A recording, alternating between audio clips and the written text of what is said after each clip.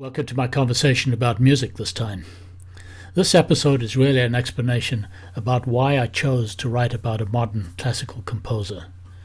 Alison, my main character, is a graduate of Juilliard, the famous music school, and she's determined to prove that classical music is not dead.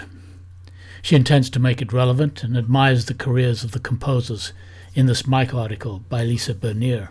Let's take a quick look at some of these modern classical composers. Mark Anthony Turnage combines classical music and jazz. To bring his jazz and pop influences to the opera house.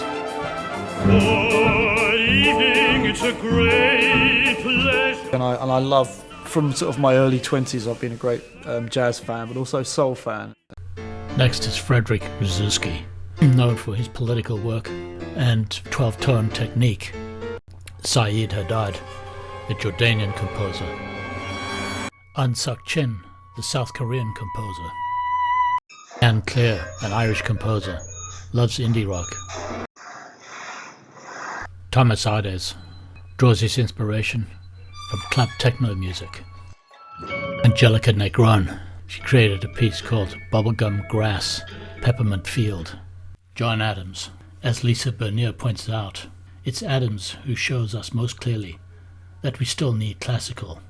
Next is John Luther Adams, creating huge environmental spaces. Won the Pulitzer Prize for music. Become Ocean by John Luther Adams is a good segue to a podcast I did with three composers.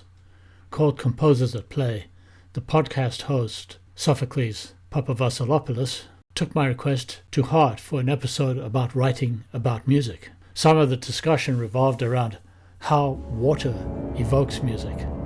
So I have kept Adam's piece playing during the section of this discussion. Here it is. The ocean has sort of like this infinite, boundless quality, and it's always the same but always changing. And I think a lot of people right now are interested in having that quality in their music, and having these patterns that recur and are wave-like, but are not sort of a static waveform. They're always changing, and these patterns are sort of slowly morphing over time.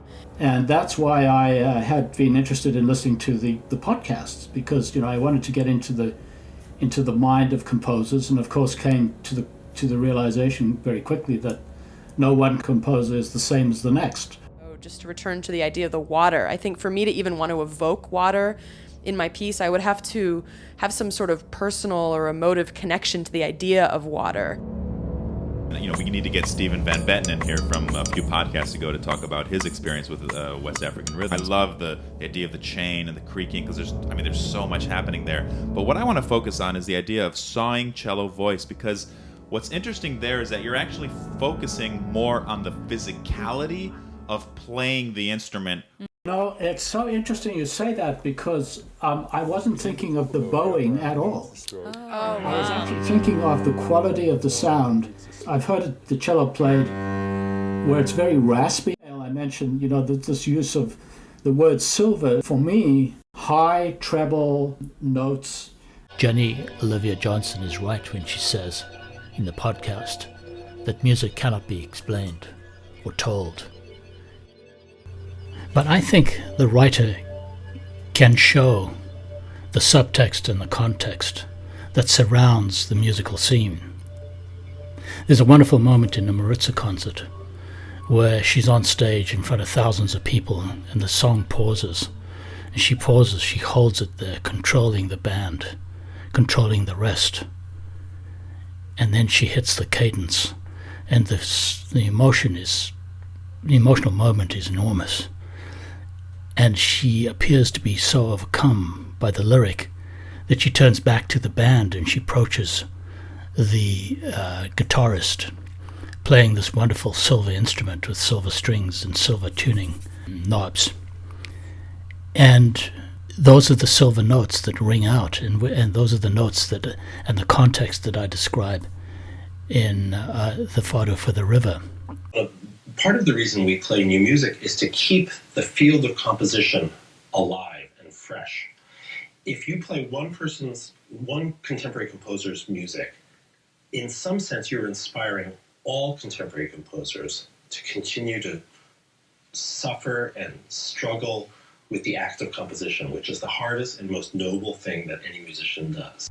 So hopefully this gives you an idea of Alison's world. And that world is disrupted by the events in the story. See you next time.